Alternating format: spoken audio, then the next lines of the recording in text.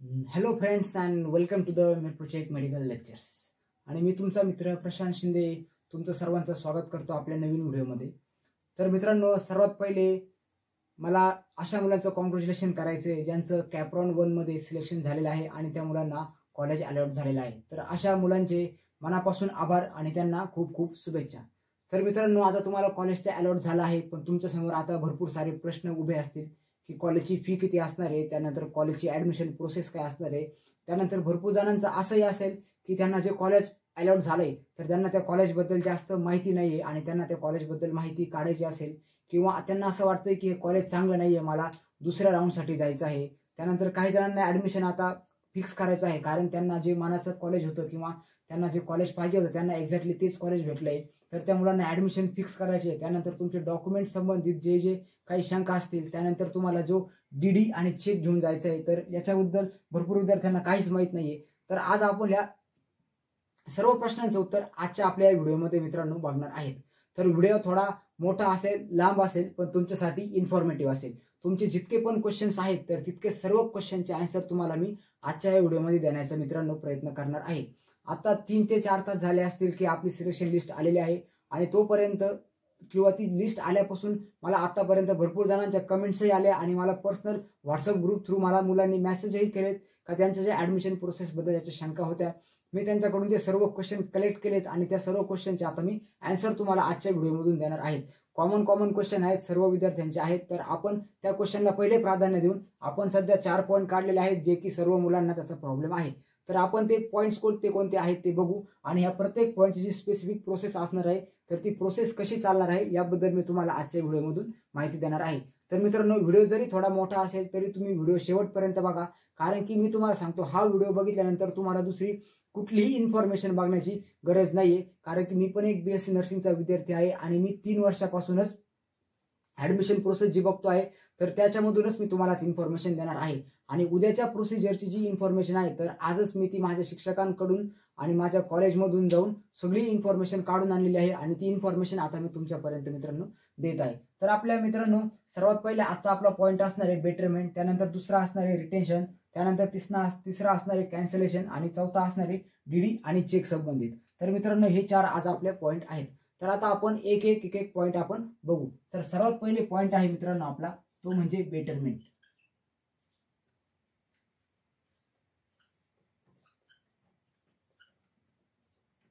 तर मित्रांनो, बेटरमेंट या शब्दाचा अर्थ काय असतो तर त्यापूर्वी मी तुम्हाला एक सोप्यात सोपं सांगतो की आता तुम्हाला फॉर एक्झाम्पल कॉलेज तुम्हाला भेटलंय, पण तुम्हाला काय वाटतंय की मला हे कॉलेज आवडतच नाही, मला नको आहे आता हे कॉलेज. तर तुम्हाला नेक्स्ट कॅप राऊंड सेकंड साठी तुम्हाला अप्लाय व्हायचंय किंवा कॅप राऊंड सेकंड मध्ये तुम्हाला उतरायचं आहे. तर अशा वेळेस तुम्हाला काय करावं लागणार आहे, अशा वेळेस तुम्हाला जो शब्द किंवा जी प्रोसेस असणार आहे तर तो म्हणजे आहे बेटरमेंट. आता आपण बेटरमेंट म्हणजे काय, आताच्या पेक्षा काहीतरी चांगलं, या गोष्टीला आपण सोप्या भाषेत काय बोलतो, बेटरमेंट.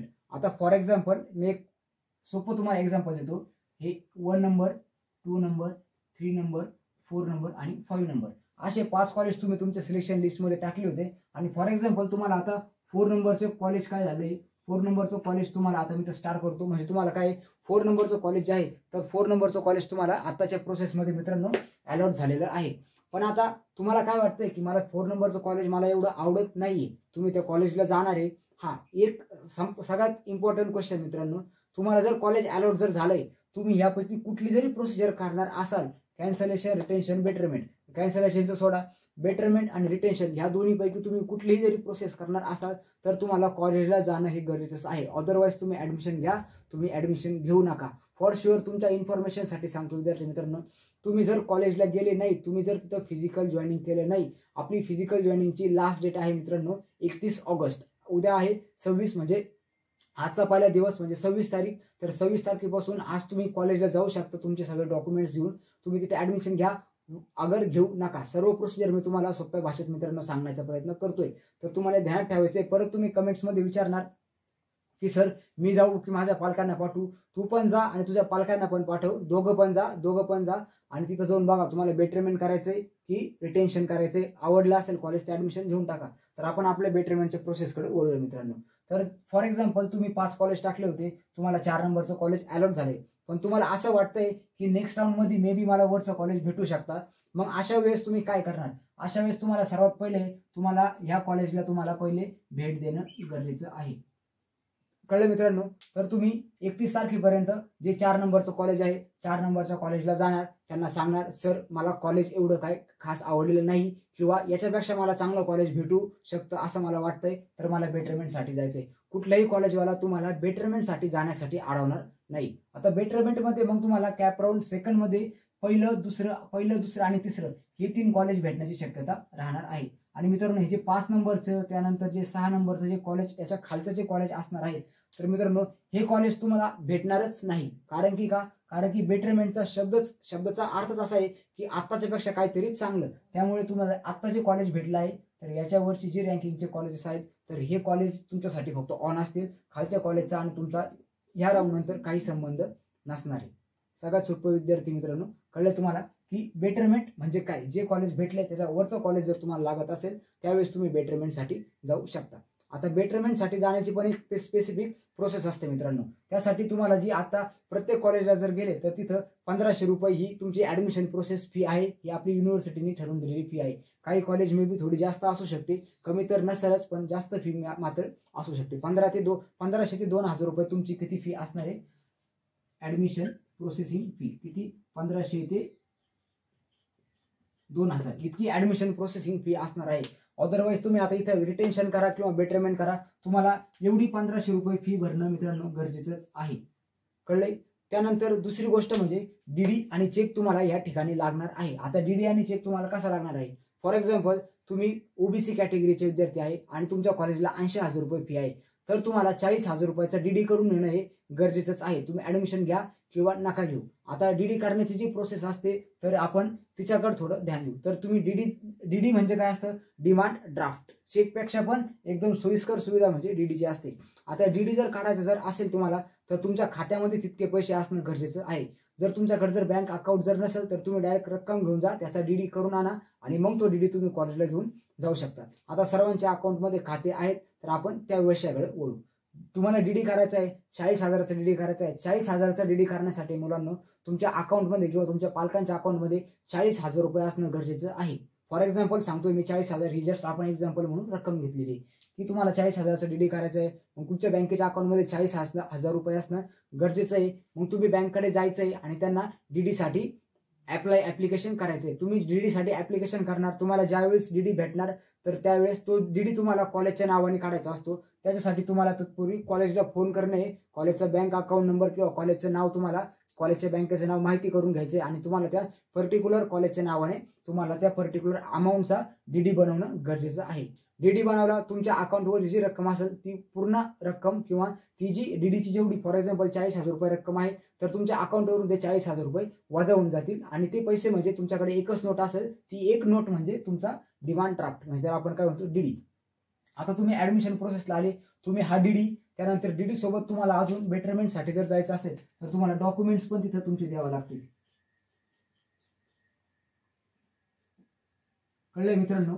आता आपण फक्त बेटरमेंट बघतोय. बेटरमेंटसाठी तुमचे 1500 ते 2000 रुपये तुमची ऍडमिशन प्रोसेसिंग फी ही तुम्हाला सर्वकडे द्यायचीच आहे. ही तुमची फी होणार. त्यानंतर तुम्हाला तुमचे जे डॉक्युमेंट्स आहेत तर तुम्हाला इथे तुमचे डॉक्युमेंट्स पण सबमिट करायचे आहेत आणि डॉक्युमेंट्स आणि याच्यासोबत अजून तिसरी गोष्ट लागणार ती म्हणजे तुमचा डिमांड ड्राफ्ट. तर अशा ह्याच्या 3 गोष्टी आहेत. तर या 3 गोष्टी तुम्हाला बेटरमेंटसाठी जा किंवा रिटेन्शनसाठी जा, तुम्हाला ऍडमिशनच्या प्रोसेसच्या वेळी ह्या 3 गोष्टी असणं खूप गरजेचं आहे. पहिलं काय? तुमची ऍडमिशन प्रोसेसिंगची फी, त्यानंतर तुमचे डॉक्युमेंट्स, त्यानंतर डीडी. आता हे सगळे 3 गोष्टी दिल्यानंतर तुम्ही 4 नंबरच्या कॉलेजला आहेत असं गृहीत धरला आणि तुम्ही हे सर्व वस्तू घेऊन किंवा ह्या सर्व थिंग्स घेऊन तुम्ही त्या कॉलेजला गेले आणि आता तुम्ही तिथलं सांगितलंय की मला वरचं कॉलेज पाहिजे आहे, तुम्ही सिंपली सांगून द्या, ते ठीक आहे बोलतील. त्यावेळेस तुमचा फक्त जॉईनिंग हा स्टेटस युनिव्हर्सिटीकडे जाईल की मुलांनी कॉलेज जॉईन केलेलं आहे किंवा कॉलेजसाठी आला होता म्हणजे त्यांनी फिजिकली जॉईनिंग केलेलं आहे असं होईल. तुमचं पूर्णपणे तिथं ऍडमिशन झालंय का?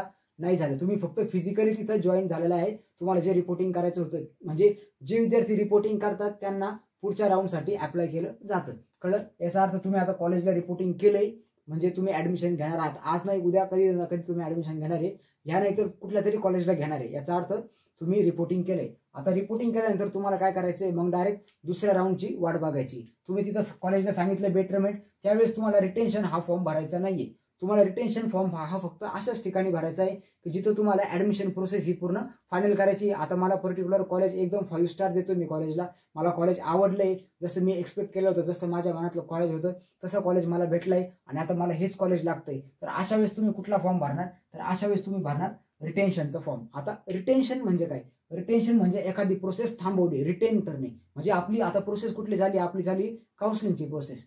तर ती काउन्सिलिंगची प्रोसेस पूर्णपणे थांबवणे त्याला आपण बोलतो स्टेटस रिटेन्शन फॉर्म. म्हणजे तुम्हाला आता फॉर एक्झाम्पल परत आपण आपल्या एक्झाम्पलकडे येऊ. फॉर एक्झाम्पल तुम्ही आता पहिल्या वेळेस गेले होते, तुम्हाला 4 नंबरचं कॉलेज भेटलंय, maybe CAP round second मध्ये तुम्हाला 2 नंबरचं कॉलेज लागत होतं आणि तुम्हाला 2 नंबरचंच कॉलेज भेटले. आता त्यावेळेस तुम्हाला ऍडमिशन प्रोसेस फिक्स करून टाकायची. त्यावेळेस तुम्ही डायरेक्टली कॉलेजला जा, परत तुम्हाला डॉक्युमेंट्स, डीडी आणि हे ऍडमिशन प्रोसेसिंग फी घेऊन जाणं आहे आणि तुम्हाला या कॉलेजची जी फी असेल किंवा तेवढा डीडी न्यायचा आणि तुमचं रिटेन्शन फॉर्म भरून कॉलेज फिक्स करून टाकायचं. अशी एकदम सिंपल आणि साधी प्रोसिजर आहे मित्रांनो. रिटेन्शन बद्दल आपण परत थोड्या वेळाने बोलू. सध्या आपण बेटरमेंटचं बघतोय तर तेच बघू. आता तुम्हाला नेक्स्ट राऊंड मध्ये, आता तुम्ही इथून अप्लाय झाले नेक्स्ट राऊंड साठी, तुम्हाला आता 31 तारखेपर्यंत तर वाट बघणं. 31 तारखेपर्यंत सगळी प्रोसिजर ही फर्स्ट राऊंडची राहणार आहे. त्याच्यानंतर आपली CTCL नोटीस काढीन, नवीन येणारे कॉलेजची लिस्ट अपडेट होईल आणि तुम्हाला परत चॉईस फिलिंग येईल. चॉईस फिलिंग मध्ये मग तुम्ही काय करायचंय, तुम्हाला खालचे कॉलेज नको होते ना, मग ते टाकू नका. जे वरचे कॉलेजेस आहेत, इन केस चॉईस फिलिंगचा ऑप्शन जर चालू झालं तरची गोष्ट सांगतोय मित्रांनो मी, तर तुम्ही चांगले कॉलेजेस टाकू शकता. आता तुम्हाला फॉर एक्झाम्पल सेकंड राऊंड मध्ये तुम्हाला 3 नंबरचं कॉलेज भेटलंय. आता आपण फर्स्ट राऊंड मध्ये बेटरमेंटला गेलोय, सर्व गोष्टी आपण तिथं दिल्यात. आता आपण आलोय कॅप राऊंड सेकंड मध्ये जसं काय, आणि आता तुम्हाला कॉलेज नंबर 3 भेटले. तुम्ही तिथं कॉलेजला गेले, मग तुम्हाला तिथे गेल्यावर वाटलं मला हे पण कॉलेज आवडत नाही, बेटरमेंटला जायचंय, जाऊ शकता. तुम्ही फर्स्ट राऊंड मध्ये पण बेटरमेंटला जाऊ शकता. दुसऱ्या कॉलेजला नाही आवडलंय, जाऊ शकता. पण आता दुसऱ्या कॉलेजमध्ये अजून एक कंडिशन की तुम्ही दुसऱ्या कॉलेजमध्ये कॅप राऊंड सेकंड मध्ये तुम्हाला कुठलं कॉलेज भेटलंच नाही, तर तुम्हाला काय, मग तुम्हाला हे 4 नंबरचं जे कॉलेज आहे, मग तुम्हाला हे कॉलेज फिक्सच करावं लागणार आहे. म्हणजे तुम्ही पहिल्या राऊंड मधून बेटरमेंटसाठी गेलेत, पण तुम्हाला सेकंड राऊंड मध्ये कुठलं कॉलेज अलॉटेड झालं नाही, तर तुम्हाला इथंच परत रिटेन्शन होणार आणि तुम्हाला मग 4 नंबरचं जे पहिल्या राऊंडचं कॉलेज होतं तिथं फिक्स करावं लागणार. इन केस सेकंड राऊंड मध्ये तुम्हाला जसं काय 3 नंबरचं कॉलेज जर भेटलं, मग त्यावेळेस जर तुम्ही जर म्हटले नाही 3 नंबरपेक्षा माझं आधीचं कॉलेज चांगलं होतं, मग तुम्ही हे कॉलेज मित्रांनो गमावलेलं असणार. मग तुम्हाला सेकंड राऊंड मध्ये जे कॉलेज भेटलंय, मग तुम्हाला त्याच कॉलेजला जाता येणार, किंवा मग तुम्ही इथून पण परत वरतील्या 2 कॉलेजसाठी बेटरमेंट अप्लाय करू शकता. कळले मित्रांनो बेटरमेंटची प्रोसेस कशी असते? म्हणजे तुम्हाला एक कॉलेज भेटलंय, तुम्ही बेटरमेंटला जाऊ शकता. सेकंड राऊंड मध्ये जे कॉलेज भेटेल तुम्हाला, एक तर तुम्हाला ते कॉलेज मग फिक्सच करावं लागेल किंवा तिथून पण बेटरमेंट घ्यावं लागेल. परत तुम्ही फर्स्ट राऊंडच्या कॉलेजकडे येऊ शकणार आहे का? येऊ शकणार नाही मित्रांनो. तर अशी ही बेटरमेंटची प्रोसेस असते. कळले तुम्हाला? त्यानंतर तुम्हाला डीडी, चेक आणि डॉक्युमेंट्स हे तुम्हाला सगळे डीडी, डॉक्युमेंट्स आणि 1500 रुपये तुमची ऍडमिशन प्रोसेसिंगची फी. तुम्ही किती जेवढ्या वेळेस तुम्ही बेटरमेंट कराल, प्रत्येक कॉलेजला तुम्हाला 1500 रुपये डॉक्युमेंट्स आणि डीडी हा तुमचा फिरत राहणार आहे. डीडी मधली रक्कम तुमच्या कॉलेजला कधी जमा होणार माहिती आहे मित्रांनो? ज्यावेळेस तुम्ही स्टेटस रिटेन्शन फॉर्म भरणार ना, त्यावेळेस तुमचा डीडी अपलोड करायला जाणार आणि त्यावेळेस मग तुमच्या अकाउंटचे पैसे मग ते कॉलेज पूर्ण काढून घेणार तुमची ऍज अ फी म्हणून. जोपर्यंत तुम्ही बेटरमेंट प्रोसेससाठी जाताय तोपर्यंत तुमची रक्कम कॉलेज कुठलेही घेऊ शकत नाही. तुमचा डीडी कॉलेजकडे असेल, पण तुम्ही ज्यावेळेस डॉक्युमेंट रिटर्न आणायला जाल, तुमचा डीडी तुम्हाला रिटर्न भेटेल. तुमचा डीडी तुम्हाला रिटर्न भेटला, तुम्ही बँकेमध्ये जाऊन तुमचे पैसे परत तुमच्या अकाउंटमध्ये काढून घेऊ शकता. तुमचे पैसे कुठेही चुकूनही जाणार नाही. फक्त तुमचे पैसे जातील कुठले, तर तुमचे प्रत्येक राऊंडला 1500 रुपये जातील. जोपर्यंत तुम्हाला कॉलेज अलॉट होते पण तुम्हाला कॉलेज आवडत नाहीये आणि तुम्ही बेटरमेंटसाठी जाताय, तर तोपर्यंत तुम्हाला हे 1500 रुपये खर्च करणे मित्रांनो गरजेचं आहे. आणि तुमच्या घरापासून तर कॉलेजचा येण्या जाण्याचा खर्च. बेटरमेंट प्रोसेस जर कळली असेल तर मित्रांनो, आणि तुमच्या मित्रांपर्यंत शेअर करा ज्यांना नवीन कॉलेज लागते. आणि तुम्हाला जर कळले असेल किंवा जर तुम्हाला याच्यामध्ये जर अजून काही शंका त्रुटी जर असेल तर तुम्ही त्या कमेंट सेक्शन मध्ये विचारा. जे मी चांगल्या पद्धतीने एक्सप्लेन केले तेच परत विचारू नका की कॉलेजला जाणं गरजेचंच आहे का, त्यानंतर बेटरमेंटसाठी जे कॉलेज भेटलं तेच घेणं गरजेचं आहे का. बेटरमेंटसाठी परत मी तुम्हाला एकदा एक्सप्लेन करतो. फॉर एक्झाम्पल तुम्हाला 4 नंबरचं कॉलेज भेटले, फर्स्ट राऊंड आहे, तुम्हाला 4 नंबरचं कॉलेज भेटले, मग तुम्ही तिथून बेटरमेंटसाठी अप्लाय केलं, मग तुम्ही जाणार सेकंड राऊंडमध्ये. सेकंड राऊंडमध्ये फॉर एक्झाम्पल तुम्हाला कुठलंच कॉलेज नाही भेटलं, तर मग तुम्हाला 4 नंबरचं कॉलेजला ऍडमिशन घेण्याचं आहे. मे बी तुम्हाला सेकंड राऊंडमध्ये 3 नंबरचं कॉलेज भेटलंय, पण तुम्हाला ते कॉलेज आवडलंच नाही. मग तुम्ही जर म्हटले की आपलं आधीचं कॉलेज बरं होतं, मग तुम्ही तिथून परत खाली नाही येऊ शकत. मग तुम्हाला एक तर त्याच कॉलेजला घेणं किंवा तिथून मग बेटरमेंटसाठी मॉपअप राऊंडमध्ये तुम्ही मॉपअप राऊंड फर्स्टमध्ये किंवा कॅप राऊंड जो तिसरा आपण म्हणू शकतो, तर तुम्ही त्या राऊंडसाठी ऍप्लिकेशन करू शकता. So this is all about the betterment process. Betterment प्रोसेससाठी काय काय लागतं, तुम्हाला पैसे किती जाणार आहेत, डॉक्युमेंट्स, आणि डॉक्युमेंट्स तुमच्या कॉलेजकडे जमा असतील मित्रांनो 4 वर्षासाठी. मी मागच्या पण व्हिडिओमध्ये सांगितले, जिथं तुम्ही स्टेटस रिटेन्शन देणार तिथं तुमचे डॉक्युमेंट्स तुम्हाला 4 वर्षासाठी गुंतवून ठेवावं लागतात, कॉलेजकडे डॉक्युमेंट्स द्यावं लागतात. त्यामुळे डॉक्युमेंटच्या एक्स्ट्राच्या झेरॉक्स मारून ठेवणे आणि डॉक्युमेंटची एक PDF करून तुमच्या फोनमध्ये सेव्ह करून ठेवणे, तुमच्या आणि तुमच्या पॅरेंटच्या फोनमध्ये सेव्ह करून ठेवणे, हे तुमचं काम आहे मित्रांनो. त्यानंतर DD आणि चेक बद्दल पण आपण बोलून झाले. आता आपण लिहू सेकंड गोष्ट, ती म्हणजे रिटेन्शन. आता रिटेन्शन म्हणजे मगाशी पण मी सांगितलं, रिटेन्शन म्हणजे एखादी प्रोसेस स्टॉप करणे, थांबवणे. काउन्सिलिंग प्रोसेस स्टॉप करणे, कॉलेज आता आवडलंय, फॉर एक्झाम्पल सेकंड राऊंडला तुम्हाला 3rd नंबरचं कॉलेज भेटलं, तिथून तुम्ही बेटरमेंट घेतलं, 2nd नंबरचं कॉलेज एकदम 5 स्टार कॉलेज भेटले तुम्हाला, जे तुमचं आवडीचं होतं, आणि आता तुम्हाला ऍडमिशन प्रोसेस इथं स्टॉप करायची, तर तुम्ही तिथं जा, रिटेन्शन फॉर्म भरा, तुमचा DD चेक इथं द्या, इथं तुम्हाला फी भरावी लागेल, कारण तुम्हाला तो कॉलेज आवडतंय. त्यानंतर प्रत्येक कॉलेजची किंवा पर्टिक्युलर कॉलेजची काही डेव्हलपमेंटल फीज असेल, 10,000, 15,000, 20,000 पर्यंत आपली डेव्हलपमेंटल कॉलेजच्या फीस आहेत. तर आता डेव्हलपमेंटल फीज काही जण म्हणतात कुठल्या कॅटेगरीवाल्यांना नाही, तर मुलांनो डेव्हलपमेंटल फीज सर्व कॅटेगरीवाल्यांना नाही. जितके पण मुलं ऍडमिशन घेणार सर्वांसाठी कॉलेज डेव्हलपमेंटल फी ठेवतच. आता डेव्हलपमेंटल म्हणजे काय, की कॉलेजची वाढीसाठी किंवा कॉलेजच्या ग्रोथसाठी, प्रोग्रेससाठी जी विद्यार्थ्यांकडून शैक्षणिक फी व्यतिरिक्तची फी आकारली जाते, तिला आपण कुठली फी म्हणतो, डेव्हलपमेंटल फी म्हणतो. तुम्ही कुठल्याही कॅटेगरीचे असा, किंवा ओपन असू, EWS असू, OBC असू, ST असू, NT असू, SC असू, कुठलीही कॅटेगरी असू, तुम्हाला आपली जी डेव्हलपमेंटल फी आहे तर ती डेव्हलपमेंटल फी भरणं मित्रांनो इम्पॉर्टंट आहे. आता सर्वच कॉलेजेसला डेव्हलपमेंटल फी आहे का, असं नाहीये. काही काही कॉलेजला फक्त डेव्हलपमेंटल फीज आहे, जिथं तुम्हाला ती भरावी लागेल. नॉन रिफंडेबल फीज असणार आहे का, तुम्ही दिली. त्यानंतर काही फीज किंवा काही डिपॉझिट्स असतात, फॉर एक्झाम्पल तुमचं लायब्ररीचं डिपॉझिट झालं 5-10 हजार, लॅबोरेटरीचं डिपॉझिट झालं, स्किल लॅबचं डिपॉझिट झालं. हे डिपॉझिट मित्रांनो 10 ते 15,000 पर्यंत, 5 पासून 10,000 पर्यंत असू शकतं. हे तुमचे रिफंडेबल आहे. ज्यावेळेस तुम्ही रिटेन्शन करणार, ज्यावेळेस तुम्ही ऍडमिशन प्रोसेस करणार, पर्टिक्युलर कॉलेज तुम्हाला त्यांचं फी स्ट्रक्चरची, तुम्ही ज्या पण कॉलेजमध्ये जाल मित्रांनो, त्यांची नोटीस बोर्डर बाहेरच तुम्हाला पहिले तुमचा पैशांचा पूर्ण तक्ता यावेळेला असणार आहे. म्हणजे तुमची जी फी स्ट्रक्चर आहे, फी स्ट्रक्चर तुम्हाला तिथं दिसणार आहे. तुम्हाला लगेच कळून जाईल आपल्याला एवढी फीज आहे, तुम्ही तिथं समजून जायचं एवढे पैसे आपल्याला लागणार आहेत. कळलं मित्रांनो, रिटेन्शन प्रोसेस कळली. रिटेन्शन म्हणजे काय, की तुम्हाला आता ऍडमिशन पूर्ण कन्फर्म आहे, तुम्ही आता फॉर शुअर आहे, आता मला हेच कॉलेज पाहिजे आणि आता मी कॉलेज सोडून जाणारच नाही, रिटेन्शन फॉर्म भरून द्या, तुमची ऍडमिशन प्रोसेस तिथं स्टॉप होऊन जाईल, तुम्ही त्या कॉलेजसाठी 4 वर्षासाठी फिक्स. त्यानंतर आता कॅन्सलेशन म्हणजे एखादा काही विद्यार्थी असू शकतात की बाबा मला आता CETला चांगले मार्क पडले, मे बी मी पुढच्या वर्षी BAMS करील, BHMS करील, MBBS करील, डेंटल करील, मला आता यावर्षी काही नर्सिंग करायचं नाही. बिनधास्त तुमचा नंबर लागलाय, तुम्हाला नर्सिंग करायचंच नाही, कॉलेजला जाऊ नका, कॉलेजवाले नॉट जॉईन म्हणून तुमचा रिपोर्ट वरती करतील, तुम्ही ऍडमिशन प्रोसेसमधून बाद होऊन जाणार.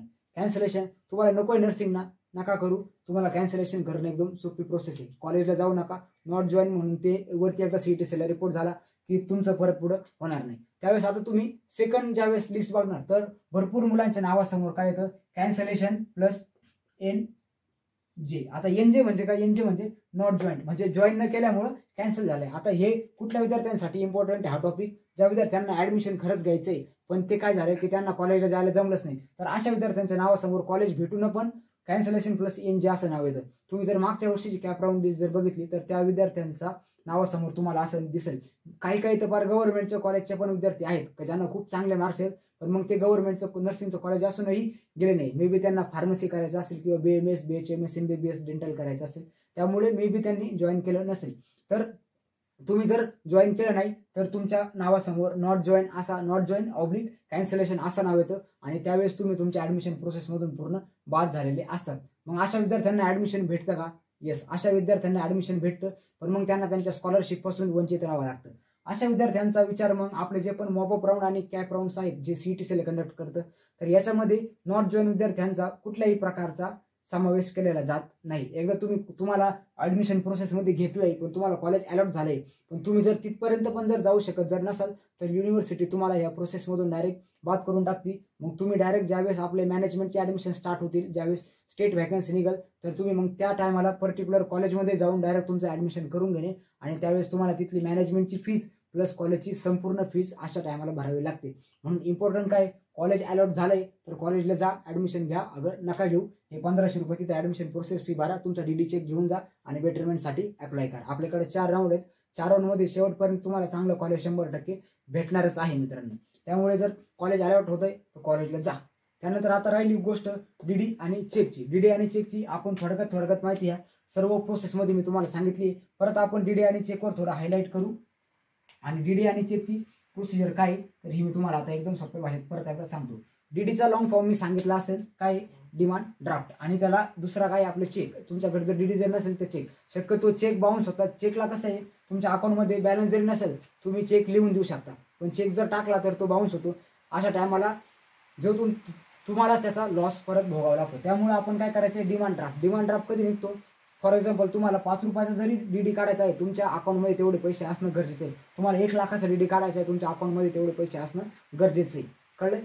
त्यासाठी डीडी आता कुणाला काढायचा असतो, शक्यतो ओबीसी आणि ओपनच्या विद्यार्थ्यांना डीडीची जास्त गरज पडते. एससी, एसटी, एनटी ह्या विद्यार्थ्यांना फी नाही राहत, तर त्यामुळे त्यांना डीडीची शक्यतो जास्त गरज पडत नाही. ओबीसी आणि ओपन वाल्यांसाठी, त्यानंतर कुणबी जे असतात ते पण ओबीसी मध्ये जातात, तर त्या पोरांना डीडीची गरज पडते. आता डीडी काढण्यासाठी बँकेत जायचं, ऍप्लिकेशन करायचं, 2 ते 3 तासामध्ये तुम्हाला तुमचा डिमांड ड्राफ्ट म्हणजे डीडी हा भेटून जाईल. त्यानंतर डीडी घेण्यापूर्वी आता डीडीची रक्कम किती घ्यायची, तर ही रक्कम घेण्यासाठी तुम्हाला जे कॉलेज तुम्हाला अलॉट झालंय तर त्या कॉलेजमध्ये तुम्हाला पहिले कॉल करणं इम्पॉर्टंट आहे. किंवा तुम्हाला कळले तुम्हाला कुठलं कॉलेज भेटलंय तर तुम्ही त्या कॉलेजला फोन करणारच आहे की आमचा इथे नंबर लागलाय, आम्ही ऍडमिशनला कधी येऊ, आम्हाला कॉलेज नकोय, बेटरमेंटसाठी जायचंय. कॉलेजवाल्यांचा सेम डायलॉग असणार आहे की तुम्ही पर्टिक्युलर रुपयाचं डीडी डॉक्युमेंट्स घेऊन कॉलेजला या, तुमची प्रोसेस आम्ही ताजर करून देऊ. त्यामुळे तुम्हाला डीडीसाठी जवळच्या बँकेत जायचंय, लवकरात लवकर कॉलेजला फोन करायचा आहे, डीडी काढायचा आहे, डॉक्युमेंट सगळे रेडी ठेवायचे, त्यानंतर डीडी रेडी ठेवायचं आहे आणि ऍडमिशनची प्रोसेसिंगची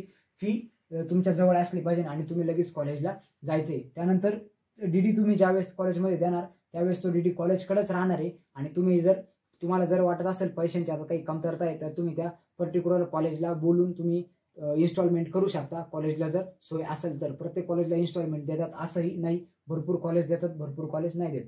तर तुम्ही डीडी आता यावर्षी तर असं जी आर आलेलं आहे की तुम्हाला जी ऍडमिशन प्रोसेसिंगची फी आहे किंवा तुमची जी फर्स्ट इयरची फी आहे तर ती तुम्हाला ऍडमिशनच्या वेळेसच भरणे.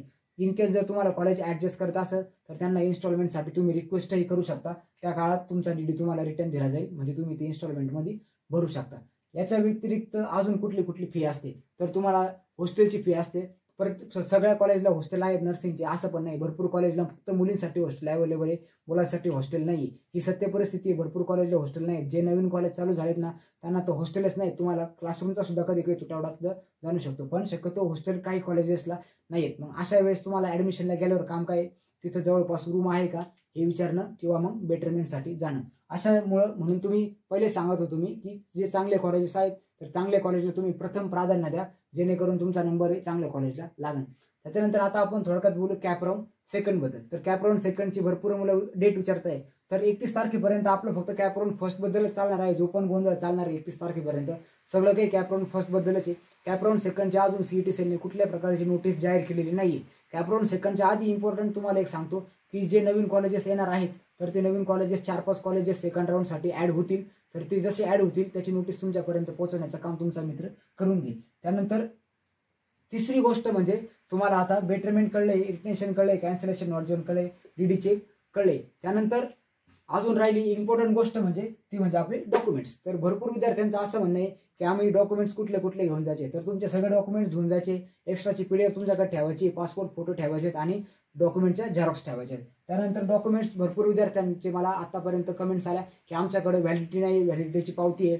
त्यानंतर डोमिसाईल नाही, डोमिसाईलची पावती आहे. ऍडमिशन प्रोसेस होईल का, होऊन जाईल ऍडमिशन प्रोसेस. तुम्हाला एक इम्पॉर्टंट आहे, भरपूर विद्यार्थ्यांना याचा डाऊट आहे. भरपूर विद्यार्थ्यांकडे अजूनपर्यंत जे इम्पॉर्टंट डॉक्युमेंट्स आहेत तर ते डॉक्युमेंट्स मित्रांनो विद्यार्थ्यांकडे नाही. तर अशा कंडिशनमध्ये तुम्हाला काय करायचं आहे, तुमच्याकडे पावती आहे, तुम्ही ऍडमिशन करताय. ऍडमिशन म्हणजे तुमचं आताशी फक्त जस्ट प्रोसेस होती. तुम्हाला डॉक्युमेंट्स कधी इम्पॉर्टंट नसतात, ज्यावेळेस तुमचं ऍडमिशन फिक्स होतं, कॉलेज चालू होतं आणि तुमचे डॉक्युमेंट्स असण्याचा अर्थ काय, डॉक्युमेंट्स शक्यतो कास्टच्या मुलांसाठी जे आहेत त्याच्यानंतर त्यांचं कास्ट सर्टिफिकेट असेल, नॉन क्रिमिलियर असेल आणि त्यांचं जे कास्ट व्हॅलिडिटी सर्टिफिकेट असेल, हे 3 डॉक्युमेंट्स असल्याशिवाय मित्रांनो तुमची जी स्कॉलरशिप आहे ती स्कॉलरशिप तुम्हाला भेटत नाही. स्कॉलरशिप जर भेटवायची असेल तर व्हॅलिडिटी, नॉन क्रिमिलियर आणि कास्ट सर्टिफिकेट असणं खूप गरजेचं आहे.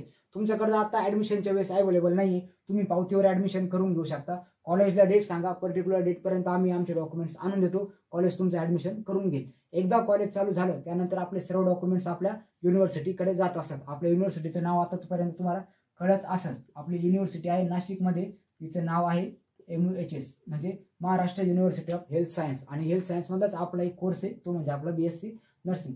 तर आपले सर्व डॉक्युमेंट्स कुठे जात असतात? आपल्या युनिव्हर्सिटीमध्ये जात असतात व्हेरिफिकेशनसाठी. आता आपलं कॉलेज तर व्हेरिफिकेशन करतच आहे, पण त्यानंतर सर्व डॉक्युमेंट्स जातात आपले MUHS मध्ये. MUHS मध्ये कुठली पावती वगैरे चालत नाही. MUHS मध्ये ज्यावेळेस डॉक्युमेंट पाठवायचे असतात त्यावेळेस तुम्हाला मग तुमच्या पावतीचं काम चालणार नाही, त्यावेळेस तुम्हाला तुमचं ओरिजिनल डॉक्युमेंट द्यावं लागेल. ह्या कंडिशनला जर तुमच्याकडचं डॉक्युमेंट जर नसेल मित्रांनो, तर तुम्हाला तुमची पूर्ण फी भरण्याची जबाबदारी ही तुमची स्वतःची असेल. याच्यामध्ये कॉलेज पण काहीच करू शकत नाही. त्यामुळे तुम्हाला तुमचे डॉक्युमेंट्स ठेवणं हे खूप इम्पॉर्टंट आहे. आता नसेल तर आताच कामाला लागा. अजून महिना दीड महिन्यामध्ये तुमची व्हॅलिडिटी पण येऊन जाईल, नॉन क्रिमिलियर येऊन जाईल. थोडे ओळख पाळख करा, त्यानंतर तुमचे सगळे डॉक्युमेंट्स निघून जातील.